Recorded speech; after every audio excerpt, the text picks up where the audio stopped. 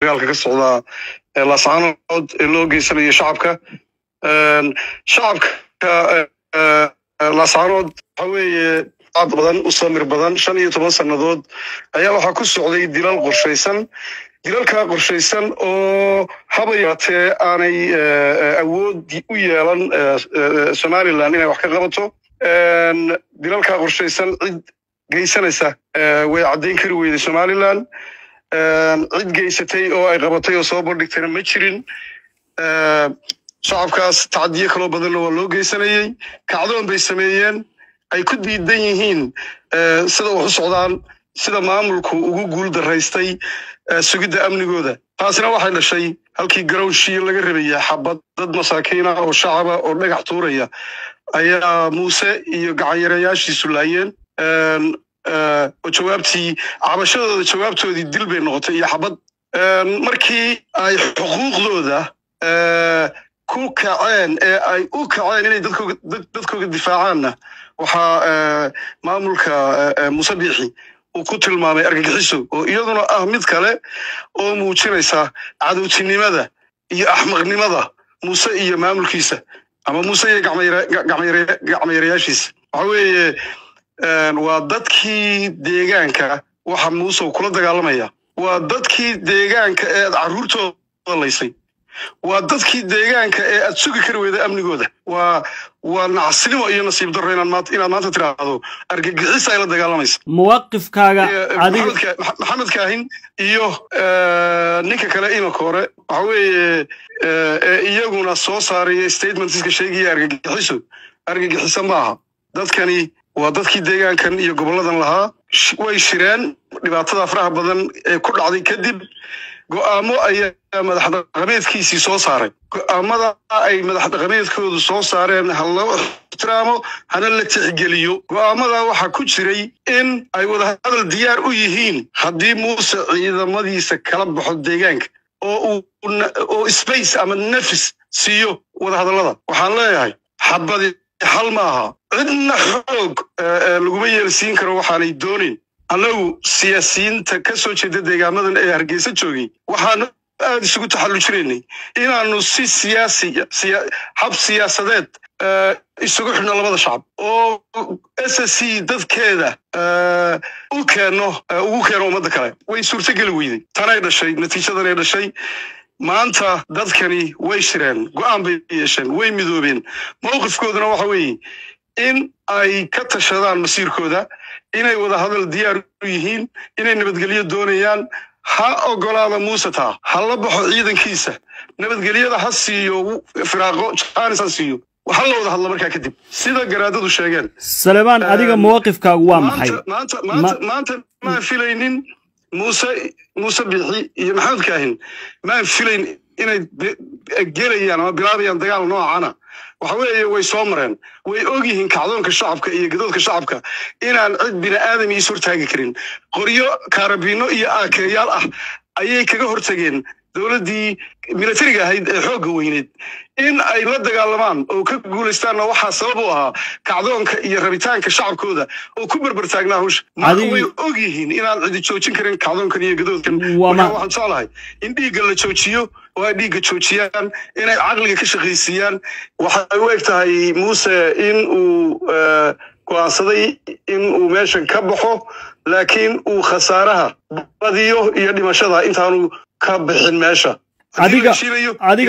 adiga mowqifkaaga waa maxay Somaliland waxay sheegtay meeshan ay argagixiso kula dagaalamayso aniga mowqifkaygu waxa weeye anigu waxaan ka tirsanahay shacabka SSC madax dhaqameedkaygu go'aamaday soo saareen ayaan 100% taageersanahay waxaan kaloo ku sheegaya oo halkan ka cadeynaya waxa dagaalamaya in aanay ahayn argagixiso waa shacabkii deegaanka waxa dagaalamaya ciidamadii dhowrka kun ahaa ee Somaliland mushaharka siinaysay Somaliland ma ciidamo argagixiso ay mushaar siin jirtay aynu runtii sheegnayaan been la isu sheegin ciidamada la dagaalamaya waa kuwii garaadada soo dhaweynayay ee jananka ciidamada Somaliland lahaa ciidamadayadii soo dhaweeyay garaadada ma kuwaas marka argagixisaha soo dhaweynayay garaadada ciidamada la dagaalamaya waa kuwii dhulbahante ee Puntland ka tirsanaa oo u yimid intay soo goosteen gadoodka shacabkooda inay iska rabtaagaan mowqifka iyo go'aamada migraansa isimadooda ma joogto argagixiso boqolkiiba boqol dadka la dagaalamaya dadkii deegaanka Salebaan waxaad sheegaysaa waa mawaaqif siyaasiya iyo arrinta laascana ka taagan dhinaca kalena waxa tahay gudoomiye urur siyaasadeed oo Soomaaliland hadda doonayo inuu doorashada galo oo tartan ka qayb galo soo isma diidayaan warkaaga ah in dadkii deegaanku ay tashadeen oo aayahooda aad aaminsantahay wixii ismada ku taliyeen iyo dhinaca kale inaad tiraahdo urur siyaasadeed oo Soomaaliland dad tartamayaan ahay oo doonayaan xisbiyada ka qayb galo ma jiray ma istiidana anigu dadka aan wax ku ahay bayska u ahaa ururkan sheegayso waa dadka nadaafada lala dhacayo suurtagelina mayso urur taageerayaashiisii iyo dadkii bayska u ahaa nadaafada lala dhacayo in aan anigu hawl ka sii wado waxaa muhiima oo Somaliland anigu aan ku joogi karaa waxa weeye dadkayga oo nabad ku haysta dadkayga oo raalli ka ah dadkayga oo doonaya inay ka sii tirsanaadaan ayuun baan ku joogi karaa waxaan isku dayay intii aan Somaliland joogay inaan si siyaasiyana u dhameeyo khilaafka ka dhex taagan dadkayga iyo Somaliland nasiib darro tala kasta oo aan soo jeediyay aniga iyo rag kale siyaasiyiina oo qaarna dhinteen qaarna joogaan imika Hargeysa waa la diiday dhag baa jalaq loo siin waayay laakiin garaadadu waxay sheegeen inaysan dhulkan Somaliland ka tirsanayn haddii la wada hadlo in xal ka soo baxayaan aaminsana marka weligeedii Allaheed cayriin iyo bisayl loo dhaxayn maayo waxaan aaminsanahay in miiska wada hadalka lagu dhameeyo hawsha taasina waxay ku suurtagelaysaa caburinta iyo ciidanka in laga dulqaado shacabka Salebaan warkaagu soo hala joojiyo shacabka madaaficda lala dhacayana hala joojiyo waa dambi weey laakiin waxaad ku celcelisay Salebaan waxaad ku celcelisay wada hadal iyo in ciidanka dib loo qaado iyo hadallo la mid ah soo ma muuqato inaad weli taageersan tahay oo aad aaminsan tahay aragtida Somaliland ah in dhulkan uu yahay dhul Somaliland ay leedahay